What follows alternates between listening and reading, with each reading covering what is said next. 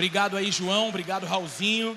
Lembrando que para ser membro aqui da PIBG, você precisa fazer o Conecta, sempre tem alguém no Conecta ali com a gente, lá no fundão, com a camiseta escrito Conecta. Você se inscreve no Conecta, por quê? Porque aqui, para ser membro, a gente gosta que você faça, como a gente chama de curso, mas não é bem um curso, mas é para que você nos conheça, para que você não venha para cá por emoção, para que você não venha para cá simplesmente por um domingo que foi legal. Então é uma chance de você conhecer quem nós somos, o que nós acreditamos, e a partir daí você pode escolher ficar com a gente servindo aqui nessa igreja. Amém, queridos? Vamos lá? Eu quero trazer hoje uma reflexão. Deixa eu só arrumar um negócio aqui que deu errado, que está novamente forte no meu coração. Eu gostei quando o Tiago começou a fazer a ministração de hoje, porque ele já foi numa parte que estava muito forte no meu coração, quase que a gente falou do mesmo texto quando você fez a ministração, mas eu quero hoje falar sobre o tema coragem e obediência, o caminho para viver os propósitos de Deus. O que eu quero trazer para a gente é o quanto nós temos entendido o reino de Deus nas nossas vidas. Se você tem acompanhado a PIBG, você sabe, eu estou fazendo questão de aproveitar que a gente está começando o ano para falar as realidades que estão no meu coração, que eu entendo que vem do coração do Senhor. Não gosto muito desse negócio de 2025 vai ser o melhor ano da tua vida. Vocês sabem. Por quê? Porque pode ser que seja o pior. E aí como é que a gente explica? De novo, quero reforçar. Nós estamos com uma família super querida dessa igreja. Família que foi a responsável de cuidar, inclusive, da parte do culto da virada. Que é a irmã Marley e o irmão Moisés, travando uma dura batalha. Pra vocês terem uma ideia, a sobrinha deles que teve aqueles 2 AVCs, domingo passado eu estive com o Orlando no hospital, teve uma piora, eles estão indo para o hospital agora. Imagina se a gente começa a dizer que 2025 vai ser o melhor e etc, e de repente alguns dos nossos começam a se dar mal. Outra coisa que aconteceu recente, eu disse domingo passado, muita gente da nossa igreja mal começou o ano perdendo o emprego. Tá a Elô, eu acho, a Elô que ontem me mandou mensagem: pastor, estou desempregada. Então, a gente tem que tomar cuidado, só que eu também tenho tomado cuidado para não me tornar o profeta do caos. Mas às vezes é bom. Por quê? Porque as realidades espirituais são tudo que a gente precisa saber, o restante é detalhe. Porque quando a gente está com Jesus, firmado naquilo que Ele tem para as nossas vidas, todo o restante a gente vai dar um jeito. Porque com Jesus, a gente tem tudo que a gente precisa, inclusive para o dia mal. Porque veja, todos nós morreremos, a não ser que Jesus volte, amém? Morreremos. O segredo não é se viveremos ou morreremos, mas é se Jesus faz parte da nossa história. Porque se fizer, ainda que a gente morra, viveremos na presença dEle. E aí, eu fiquei pensando sobre tudo isso. O que eu quero falar é sobre o quão urgente tem sido a nossa obediência. E focando onde? Em tudo que Deus tem para fazer em nós, por nós e através de nós. E aí, dentre as muitas reflexões que têm sido geradas no meu coração, o da urgência do Evangelho é uma das mais latentes. Domingo que vem você se prepara, porque eu vou falar de novo o que eu sempre falo em assembleia. Eu amo celebrar o crescimento de uma igreja, mas a minha grande pergunta é: para que crescer? Crescer para a gente tirar foto e dizer que somos grandes? Em maio a gente completa 2 anos juntos, grande chance de chegarmos a 1000 membros. Para quê? Só para a gente ter status? Porque status acaba. Agora, pensa comigo, não vou ser utópico de achar que são 1000 membros crentes firmes, mas imagina aí uns 850. Guarulhos vai ser bagunçado, sim ou não? Claro que vai. E aí a gente olha para essa questão de urgência do Evangelho, observando o mundo, né? Cada vez pior. Eu não sei se você tem essa noção, se você é iludido de achar que as coisas vão melhorar, mas a treta política no Brasil virou um negócio de meu Deus, agora tudo é briga, ninguém mais está pelo povo. Você pode ter o seu político de estimação, mas permita-me dizer, o que ele quer é poder. Tudo que ele quer é ter o poder e a caneta na mão. Ele vai ajudar uns e vai prejudicar outros, e assim acontece. E enquanto eles travam batalhas, a gente fica parecendo uns doidos, correndo atrás de respostas. E aí deixa eu te dar já uma dica que nem tem a ver com a pregação. Confia no Senhor, o restante vai dar um jeito. Esteja firmado naquele que está acima do que qualquer político, aquele que tem a resposta que a gente precisa. E aí, pondo tudo isso no meu coração, eu fiquei me lembrando que uma das coisas que atrapalha muito, e na maioria das vezes, é essa questão de que não somos tão efetivos com aquilo que precisamos ser. Então, muita coisa nos atrapalha. Veja, a gente vive num tempo onde murmurar é moda. Um monte de gente reclama de tudo. Não estou dizendo que você não pode. O meu problema é o quanto nós agimos para que a murmuração gere algo concreto. para que a murmuração gere uma possibilidade de mudança. Outra coisa, o evangelho tem avançado de maneira discreta, porque até a vergonha tem nos atrapalhado. Meu irmão, quem estava aqui domingo de manhã, não tem como não ter sido marcado pela pregação do Orlando. Que estratégia maravilhosa que ele teve. Quem estava aqui domingo de manhã? Eu vou repetir. O Orlando tem umas sacadas. O Orlando estava no ônibus, chegou um doido, ele queria falar do evangelho para o doido sentou do lado dele. E quem conhece o Orlando sabe, ele é performático, é ou não é? Oh! Aí o que o Orlando fez? Eu vou repetir essa dica para que você que não veio aprenda e faça. Ele pegou o celular, ligou para um amigo invisível e começou a ministrar na vida do amigo invisível. E o cara ouvindo tudo. Quando terminou a ligação, o cara foi puxar assunto. Percebe? A gente ainda não entendeu que o que Deus nos convidou não foi para ser rico, poderoso e etc. Foi para gerar transformação através do santo nome de Jesus. E ponto. E é assim que o mundo melhora. O mundo não melhora com melhor economia e melhor grana. O mundo melhora quando Jesus lidera o maior número de pessoas. E esse imbróglio que a gente vive, é um imbróglio onde pouco tem sido o efeito do cristianismo sobre o mundo. A gente acha que a rede social é lugar de reclamar, de dar mau testemunho, e perde tempo. Vou repetir uma coisa aqui, por ser a política ainda ser uma coisa que nos dói. Meu sonho é encontrar, eu vou dar 2 nomes, não se manifeste, finja que eu não estou aqui. É encontrar Bolsonaro e Lula numa mesma mesa, sentar com eles e falar assim, eu vou ler a Bíblia e cala a boca os dois. João 3,16. Deus amou o mundo de tal maneira que deu o seu Filho unigênito para que todo aquele que nele crê não pereça, tenha vida eterna. Vocês entenderam? Aí um com 9 dedos sim, o outro sim. E agora eu vou dizer outra coisa para vocês. Romanos 14,17 diz que o reino de Deus não é o que a gente come ou o que a gente bebe, mas é justiça, paz e alegria de espírito. Vocês entenderam? Agora para de brigar e vai governar essa desgraça. Porque é sobre ele.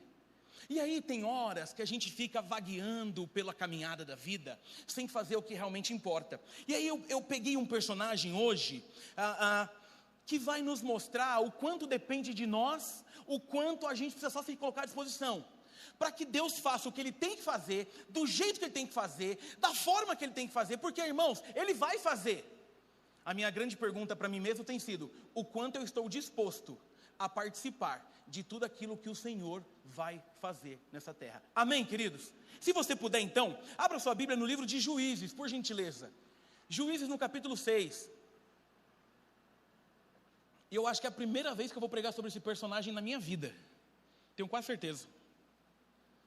Já comentei sobre ele, mas nunca preguei. Juízes capítulo 6. E nós vamos ler do 11 ao 17. Juízes capítulo 6. Nós vamos ler do 11 ao 17. Se você achou, diga achei. Se você não achou, diga me espere. Como não houve me espere, já está na tela. A minha versão diz assim: Então, o anjo do Senhor veio e assentou-se sobre uma grande árvore de Ofra, que pertencia ao abiesrita Joás. Gideão, filho de Joás, estava malhando trigo num tanque de prensar uvas, para escondê-lo dos midianitas. Então o anjo do Senhor apareceu a Gideão e lhe disse: O Senhor está com você, poderoso guerreiro. Ah, Senhor, Gideão respondeu: Se o Senhor está conosco, por que aconteceu tudo isso? Onde estão todas as suas maravilhas que os nossos pais nos contam quando dizem: Não foi o Senhor quem nos tirou do Egito? Mas agora o Senhor nos abandonou e nos entregou nas mãos de Midian. O Senhor se voltou para ele e disse: Com a força que você tem, vá libertar Israel das mãos de Midian. Não sou eu quem está enviando? Ah, Senhor, respondeu Gideão. Como posso libertar Israel? Meu clã é o menos importante de Manassés e eu sou o menor da minha família. Eu estarei com você, respondeu o Senhor, e você derrotará todos os midianitas, como se fossem um só homem. Gideão prosseguiu: se de fato posso contar com o teu favor, dá-me um sinal de que és tu que estás falando comigo. Amém, queridos? Louvado seja o nome do Senhor pela palavra dele. Nós estamos aqui no chamado de Gideão, que revela nada mais, nada menos do que uma resposta compassiva do Senhor para com o seu povo, que era um povo superficialmente arrependido. A história de Gideão, ela é muito conhecida por um fato. Pelo fato principal. E qual é o fato principal? A batalha. Mas a história de Gideão, só para você entender um pouquinho do pano de fundo, é uma história curta.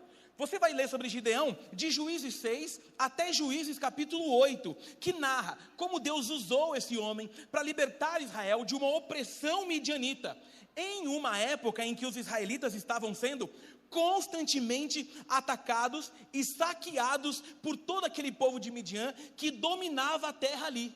Então a gente está diante de Gideão, um cara que é um agricultor, de uma família extremamente humilde, de uma tribo pequena que é a tribo de Manassés, e a nossa história vai falar do momento em que ele é visitado por um anjo, e que diante de tudo esse negócio que está acontecendo, o anjo chega para ele batendo um papo, e é evidente que ele está com medo. Eu sempre falo isso, a gente precisa entrar no texto bíblico, porque parece comum um personagem bíblico falar com um anjo. Não parece? A gente acha que é normal. O Gideão estava lá, o anjo chegou e falou: ô seu anjo, tudo bom? Estou aqui malhando trigo. Não, Gideão fica com medo, aí o anjo já chega dando uma ideia, tipo assim, ó, tem um negócio aí para você fazer. Deus é contigo. Aí ele fala assim, como a Bíblia é legal, a gente que não leva a sério. Aí Gideão, veja, diante de um anjo, você já ficou diante de um anjo? Olha para tua esposa agora e fala: fiquei diante de você. Diga: o único anjo que eu vi foi você quando te conheci. Pelo menos você sai no domingo com a moral. Você já ficou diante de um anjo, o que ele pode gerar? Aí imagina que mesmo diante dessa, vamos dizer entre nós aqui, dessa manifestação, o Gideão chega e fala assim: peraí, se Deus fosse conosco, por que a gente passaria o que a gente está passando? Olha isso. Por que a gente não está vivendo aquilo que os nossos pais contaram? E aí, é muito interessante. Se você fosse lembrar, recentemente eu preguei sobre Josué, na questão da santificação. Josué vem no período pós-Moisés, Gideão está vindo na sequência. É um time que ainda está fresco o que foi vivido no deserto, ainda está fresco sobre aquilo que foi vivido na saída do Egito. E aí Gideão meio que questiona, mas diz assim: beleza, se é o Senhor, dá um jeito de me mostrar. Tipo, aquelas provinhas que geralmente a gente pede para Deus. Você já pediu prova para Deus alguma vez? Tem que ser corajoso para assumir. Já pediu? Você sabe que eu tenho uma prova sempre que eu tenho que mudar de igreja e de cidade. E a prova é a mulher que cuida da minha casa. A gente fala: se a Antônia aceitar ir, é porque a gente tem que ir embora. Se a Antônia falar não vou, a gente não muda de igreja. Claro que não é tão assim, mas... Você já pediu prova para namorar? Jovem, olha aqui pro tio. Deixa eu já dizer uma coisa para você não entrar na minha sala com esse papo. Eu amo quando o jovem chega e fala assim: pastor, chega os dois geralmente, né? A gente está orando um com o outro, a gente pediu resposta e ela veio. Eu fico muito surpreso, eu falo: sério? Qual foi a resposta? A gente está com uma paz no coração. Eu falei: sério? Vocês estão apaixonados, estão se vendo todo dia, estão com paz. O irmão queria sentir o que no coração? Ódio. O irmão queria orar pela menina e falar: Deus, não sei se eu devo ficar com essa idiota. Não, isso não é resposta. A resposta do Gideão aqui, ele está dizendo assim: peraí, diante de tudo o que está acontecendo, eu preciso entender o quanto do Senhor tem nesse negócio. Isso é para você começar a perceber, meus irmãos, que todo mundo que está na Bíblia é gente como a gente. Todo mundo que vive num padrão bíblico tem os anseios e as coisas que a gente também tem. Mas o que eu quero trazer para a gente nessa manhã é que esse exemplo de Gideão serve para a gente entender que quando a gente tem coragem e obediência, o propósito de Deus se cumpre nas nossas vidas. Só que aí sabe uma coisa que está forte no meu coração sobre esse texto? É que sempre que a gente fala de propósito de Deus, é engraçado isso, a gente se coloca como o primeiro. É como se assim: Deus tem algo para mim e eu preciso viver. Mas deixa eu tentar harmonizar uma paradinha. Viver o propósito de Deus é uma parada tão surreal que faz com que você esteja onde Deus quer que você esteja, para que Ele seja exaltado e conhecido. Ou seja, propósito não tem a ver com evidência humana, tem a ver com uma evidência divina, para que o nome do Senhor seja conhecido. E aí, olhando para isso tudo, eu quero extrair 3 coisas para esse caminho 3 lembranças, para que a gente entenda que é hora de agir, é hora de fazer o que fomos chamados para fazer, é hora de viver uma intensidade que dificilmente se explica, para que o nome do Senhor se torne conhecido. Amém? Você está preparado para isso? Sim ou não? Então anota a primeira coisa. Para seguir com coragem e obediência esse caminho para os propósitos de Deus, lembre-se que Deus nos vê de um jeito único. Olha o verso 12, que interessante, se você puder, não feche sua Bíblia. O verso 12 diz: então, o anjo do Senhor apareceu a Gideão e lhe disse: o Senhor está com você, poderoso guerreiro. Olha que viagem. O verso, só para você entender o que está acontecendo, quando a gente olha para um verso, para um antes, diz: o anjo do Senhor veio e assentou-se a uma grande árvore de orfa, que pertencia ao asbiezrita Joás. Gideão, filho de Joás, estava malhando trigo num tanque de prensar uvas para se esconder dos midianitas. Aí o Senhor chega e fala assim: serve o guerreiro. Aí eu fiz questão de pegar as outras Bíblias. Na Ara diz: então o anjo do Senhor lhe apareceu e lhe disse: o Senhor é contigo, homem valente. E a que eu mais acho legal, que tem a ver com evangeliquez, é a da Arque. Olha o que diz a Arque, você que gosta de uma linguagem mais rebuscada. Então o anjo do Senhor lhe apareceu e lhe disse: o Senhor é contigo, varão valoroso. Isso é evangeliquez. O Orlando, semana passada, me permita fazer essa menção. Eu amo quando o Orlando prega, porque eu marco muita coisa. Ele chegou para a gente e falou assim: a gente tem que parar com esse negócio do evangeliquez e ficar falando Abacuque. Aí eu falei: mas quem que fica assim? Abacuque. Cheguei na igreja, Abacuque da parte de Jesus. Mas é um evangeliquez.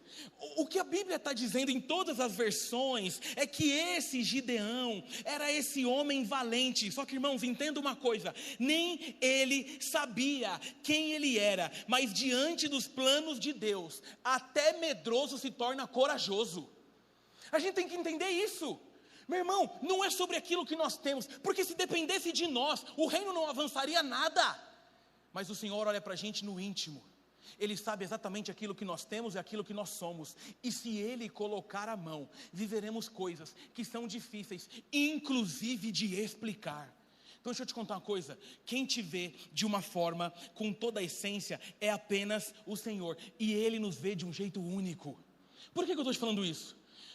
Porque tem horas que a gente não age em favor do reino, por conta das nossas marcas. Irmãos, tem gente que não consegue sair de um banco de uma igreja e fazer algo, porque a vida inteira ouviu coisas, ou verdades irreais, ou sofismas sobre aquilo que você é. Tem gente que veio para cá por entender que aqui é o lugar que ele é considerado alguém, mas ele não tem uma proatividade de uma ação. Quando o Senhor entra na jornada, entenda uma coisa em nome de Jesus: Ele tem poder para fazer com a tua vida o que Ele quiser, do jeito que Ele quiser, ainda que todos digam que não, desde que esteja tudo sobre Ele. Então, nós precisamos começar a perceber que a nossa jornada tem mais sentido quando nós estamos no lugar que nós devemos estar, que é na presença do Senhor. Recentemente a gente falou sobre Josué. Josué teve que substituir Moisés. Você tem noção do que é isso? Teve que fazer uma jornada de atravessar um rio. A gente nunca lembra que Josué também abriu o mar, o rio. Agora a gente está diante de um cara que não tem muitos detalhes. O que tem é que ele é de uma tribo simples, é que ele é o menor da casa dele. Sabe quem Gideão nos lembra nesse momento? Davi. Ou seja, a Bíblia está sempre deixando claro que não é sobre o que dizem, não é sobre o que nós achamos, mas é como o Senhor nos vê, que faz toda a diferença. E aqui, pai e mãe, olha aqui para o tio. Não limita a criança não, irmão. Tem hora que criança tem uns negócios com Jesus e a gente quer ficar limitando. Criança, se a gente fosse ousado que nem uma criança, o mundo era diferente, sim ou não? Criança não tem tempo ruim, ainda mais se for uma criança apaixonada por Jesus. Lembra que eu comentei com vocês esses dias no shopping? Eu e o Benício, bonitinho, fui arrumar o celular. Época de Natal, chega uma senhora, e ela era muito velhinha. Aí ela fez: olha que bonitinho, no elevador. Veio ver o Papai Noel, ele olhou para ela e falou assim: não, ele não existe. Aí eu dei um puxão na mão dele: filho, ele, pai, ele não existe, Natal é sobre Jesus. Eu falei: continua, vai, continua. Percebe? Esses dias, a Helena tá, eu já falei, né? A Carla, essa minha amiga antiga, é a minha amiga batista mais pentecostal que eu tenho. Às vezes o Tiago fala que eu sou pentecostal, mas eu acho que ele que é pentecostal, porque não conhece a Carla. Se conhecesse, mudava. E eu vi que a minha filha vai ser uma mini Carla. Aí, viu? Pentecostal. A gente ri, ela fala aleluia. Esses dias a Helena foi num evento de família que não tinha crente. Aí a minha mãe mandou um áudio emocionado. Você tinha que ver a Helena hoje. Eu falei, meu Deus, o que aconteceu? A sua prima falou, já que o pastor não está, a filha dele ora. E a minha filha está com umas ideias que eu falei, ela tem uns esquemas do Orlando. E, tipo assim, ela não precisa pregar, ela aproveita a oração para expor o que ela está sentindo. Na casa da irmã Miriam essa semana, a irmã Miriam falou, a Helena que vai orar. E eu sempre acho que minha filha vai orar assim, papai do céu, obrigado por tudo, nada. Aí ela começou, porque o Senhor conhece os corações que estão aqui nessa tarde. Irmão, eu já abro o olho, eu falo. O Senhor sabe o que eles estão passando e o que eles precisam. Eu estou, meu Deus, se ela terminasse com apelo, eu já estava aqui, ó. O Senhor nos vê de um jeito que é tão precioso, que se a gente entender que o olhar é dele, seremos chamados de servos corajosos. Sabe o que está precisando para o reino de Deus avançar? Servos e servas corajosos. Gente reclamou, no mundo está cheio. Eu quero ver quem está afim de pregar o evangelho. Eu quero ver quem está afim, assim como Gideão, sendo convocado para libertar o povo. Eu quero ver quem são os ousados que vão falar de Jesus e não vão vender princípios e valores diante de pessoas que precisam ouvir que Jesus liberta. Porque também declarar e desejar que todo mundo vá para o inferno é muito fácil. Difícil mesmo é fazer com que Jesus liberte daquilo que eles estão vivendo. Então é tempo de nós percebermos que o Senhor nos olha de um jeito único. Amém, queridos? Segunda coisa, para que a gente possa seguir com coragem e obediência esse caminho dos propósitos, é nos lembrar que tem hora que as frustrações diminuem a nossa potência. Esse verso aqui é muito louco, que é o 13. Ah, Senhor, Gideão respondeu, se o Senhor está conosco, por que aconteceu tudo isso? Onde estão as suas maravilhas que os nossos pais nos contam quando dizem, não foi o Senhor que nos tirou do Egito, mas agora o Senhor nos abandonou e nos entregou nas mãos de Midian. Meus irmãos, o que o Gideão está fazendo aqui é uma coisa que quando a gente lê a gente acha um absurdo, mas a gente ama fazer igual. Basta uma coisa não acontecer como eu pedi, que eu já não sei se é minha fé. Domingo passado à noite, eu fiz questão de pregar sobre um texto que eu amo, que é de João capítulo 6, que o povo gosta do milagre, e Jesus multiplica pão, mas Jesus exorta uma vez, ai, a tua palavra é muito dura, e o texto vai dizer que todo mundo abandona Jesus. Sabe o que o Gideão está nos ensinando? Primeira coisa, seja sincero diante de Deus. Eu já disse isso várias vezes, vou repetir. Por que a gente insiste em fazer média com um Deus que é onisciente? Olha que viagem. Por que chegar aí, inefável, amoroso e grandioso, mas dentro a gente está assim, eu nem sei se o Senhor me abandonou. O que o Gideão está nos ensinando é que quando o cenário começa a ficar um pouco complexo, é normal que a nossa fé diminua. O grande detalhe é que quanto mais sincero a gente for com o Senhor, mais rápido seremos curados. Tem hora que a gente não vive o propósito, porque nós trocamos facilmente 10 bênçãos por uma maldição. Deus é bom para você, sim ou não? Deus fez muito por você, já sim ou não? O que Ele fez na cruz do Calvário era tudo que a gente precisava, sim ou não? Então o restante é detalhe. E aí por isso que eu não gosto, de novo, desse evangelho triunfalista, meu irmão. Todo evangelho triunfalista para mim não lê a Bíblia. Porque a vida com Jesus é legal, fique tranquilo, eu não vou dizer, morram! Não, é legal. Mas é legal por uma coisa que a gente não sabe explicar. Ser crente é top, por quê? Porque a gente olha para aquilo que Jesus fez na nossa vida e fala assim, uou! Mas é fácil? Não. E vou te dizer uma coisa, tende a piorar a cada dia. Então percebe, esse movimento do lamento, ele tira de nós tudo aquilo que tem de potência para que o reino cresça. Mas não tenha vergonha de dizer assim, Jesus, está puxado. As últimas notícias não foram boas. Porque o interessante, se você pegar toda essa história aqui, de Juízes capítulo 6, o Gideão ele está consternado com um abandono, porque em algum momento ele esqueceu do detalhe. Qual que é o detalhe? O texto vai dizer no começo do capítulo 6, que aquele povo, por se deixar levar pelas idolatrias, é entregue aos midianitas, por 7 anos. Esse mesmo Gideão que está dizendo, o Senhor nos abandonou, nesse mesmo contexto, um pouquinho antes, é o povo clamando, Senhor, livra-nos disso. Porque vai ser bom a gente às vezes reclamar, dizendo assim, será que o Senhor nos abandonou? Para que Deus possa mostrar que não é que Ele nos abandonou. A gente abandonou Ele, foi lá fazer um monte de porcaria, aí quando volta com cisma de cachorro, que é o da mudança. Você acha que Deus vê prazer em te dar lutas para você se lascar? Claro que não. Agora, primeiro, o mundo é mau. Segundo, a gente ama fazer uma escolha errada.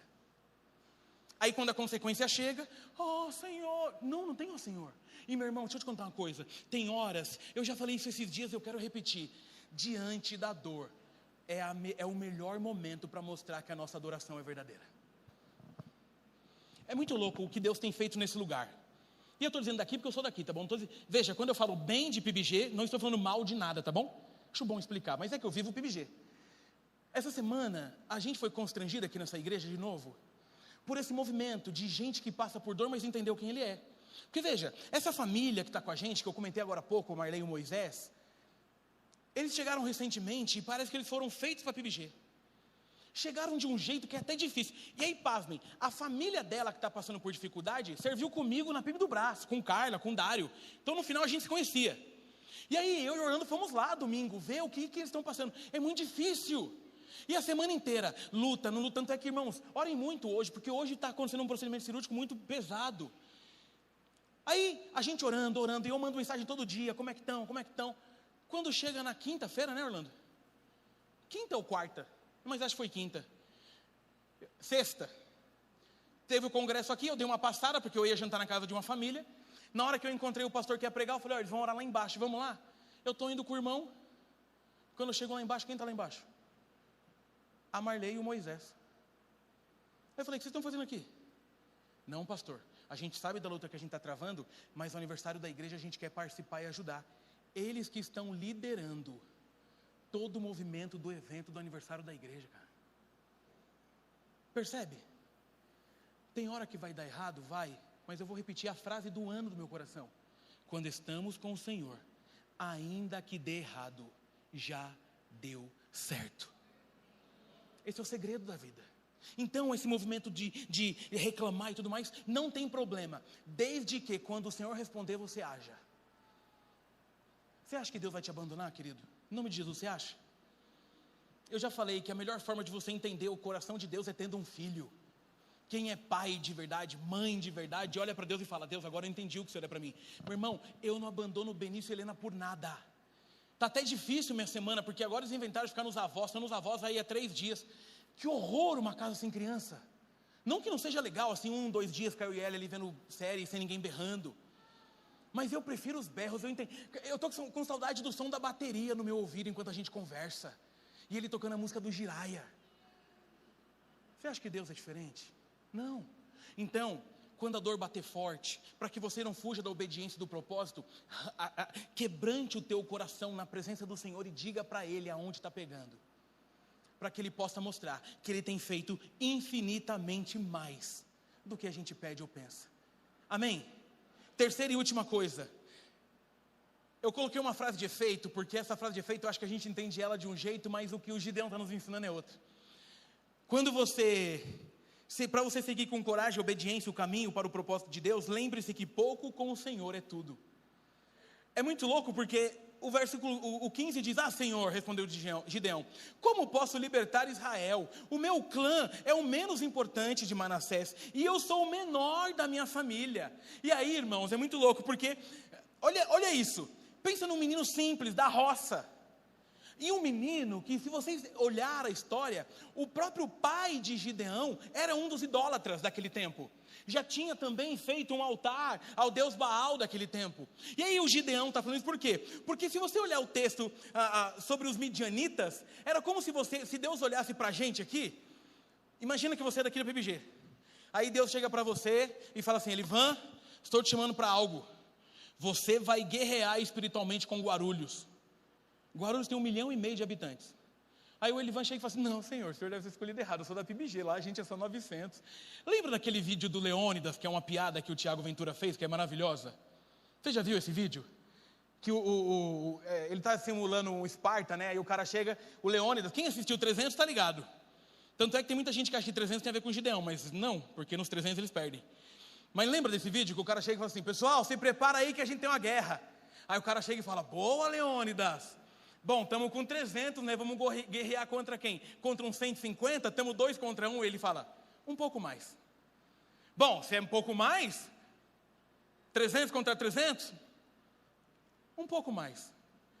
Esse vídeo é épico, porque aí chega uma hora que o cara fala assim, ô Leônidas, mano, você vai matar nós, velho. Agora imagina o Gideão.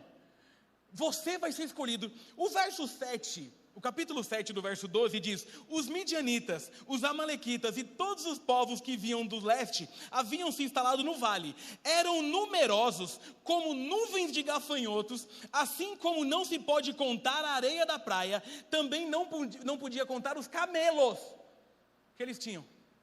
Aí você vai para o 8:10. Ora, Zeba e Zalmuná estavam em Carcor, e com eles cerca de 15.000 homens. Estes foram os que sobraram dos exércitos dos povos que vinham do leste, pois 120.000 homens que portavam a espada já haviam sido mortos. A gente tem, por baixo, 135.000 pessoas contra o exército de Gideão. Por baixo. E aí você vai olhar para esse texto. Eu vou dar um spoiler do final, porque eu não vou conseguir fazer uma série. Eu queria muito terminar aqui, continuar domingo que vem, mas domingo que vem é aniversário.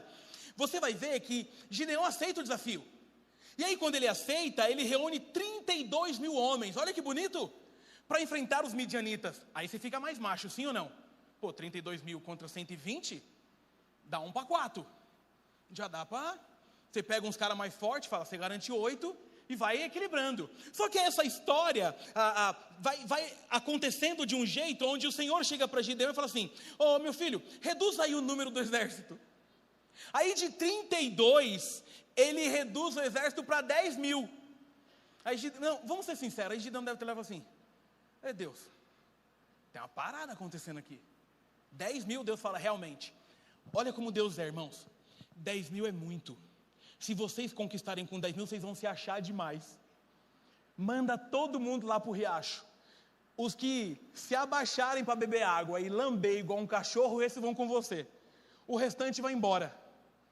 Aí ele começa a olhar. Esse vai comigo, esse não. Esse não, esse não, esse não. Resumo. 300 homens bebem água do jeito que Deus está dizendo. E aí Gideão chega e fala assim,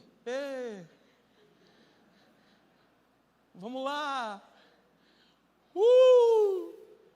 porque com todo respeito, a gente acha que esses caras olharam e falaram assim, é nós, eu duvido. Eu acho que ele falou assim, Senhor que está mandando, se eu morrer a culpa é tua. E aí começa esse movimento, veja, e não é só uma questão até de exército. O Gideão, ele faz questão de dizer assim, Senhor, além de o meu clã, olha isso, além do meu clã ser o menor da tribo, da minha família eu sou o mais zoadinho. Pegou? Além do meu clã ser meio, se juntar, lembra da história de Davi? Olha como se repete. Lembra quando vão escolher o substituto de Saul?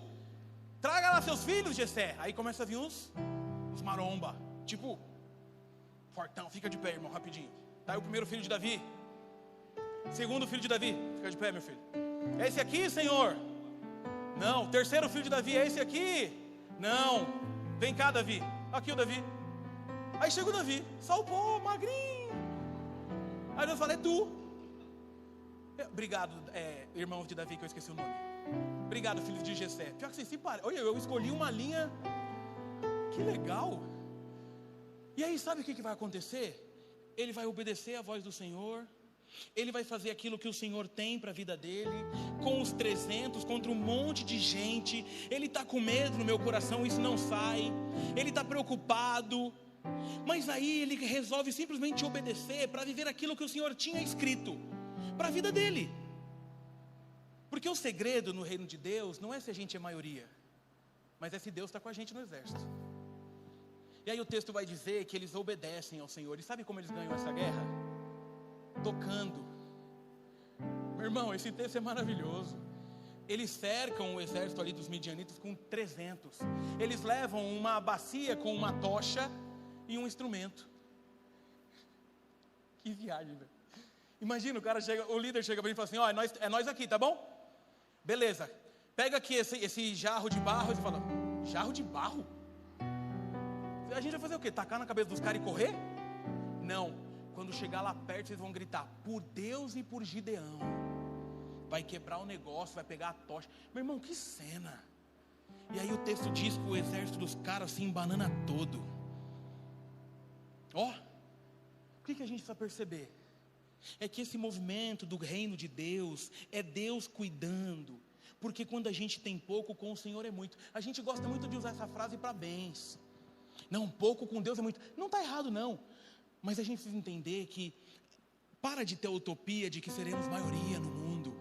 Ainda que pareça pouco, ainda que a tua igreja pareça pouco, esse pouco com Deus faz uma diferença. Agora é claro, não estou falando diferença no sentido de guerrear, conforme o texto aqui é Antigo Testamento.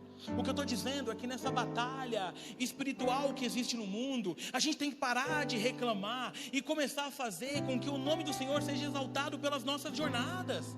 O problema de hoje não é apenas a falta de coragem para guerrear as lutas do reino. Não, ainda temos que lidar com um exército que tem a especialidade de atacar os de dentro. Uma das nossas grandes especialidades agora é atacar quem luta com a gente. É guerrear contra aqueles que estão do mesmo lado. Percebe? Não. A gente está junto para que o nome de Jesus seja conhecido, para que pessoas sejam libertas, para que o reino de Deus avance, para que mais pessoas se prostrem diante do Senhor. E aí você vai entender a questão de estar vivendo os propósitos de Deus para a sua vida. Os propósitos de Deus na sua vida não tem a ver com ganhar dinheiro e ficar rico. Pode acontecer se tiver que ser, mas tem a ver com você se manter vivo e gerar vida naqueles que passam pelo seu caminho. Amém, queridos?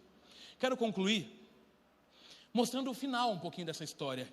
A opressão que os midianistas trouxeram, só para você entender, nós estamos falando de um período de opressão de 7 anos. Mas o texto bíblico vai dizer que quando Gideão vem, obedece ali com os 300, o povo vai viver uma paz de 40 anos. São 40 anos de paz, são 40 anos de tranquilidade, são 40 anos onde o Senhor governa. E aí talvez você diga assim, então tá top, é isso. Não, o que eu preciso te dizer, sabe por que nós não podemos parar? Porque mesmo tendo vivido 40 anos de paz e de bonança, o povo sempre insiste em voltar a fazer errado.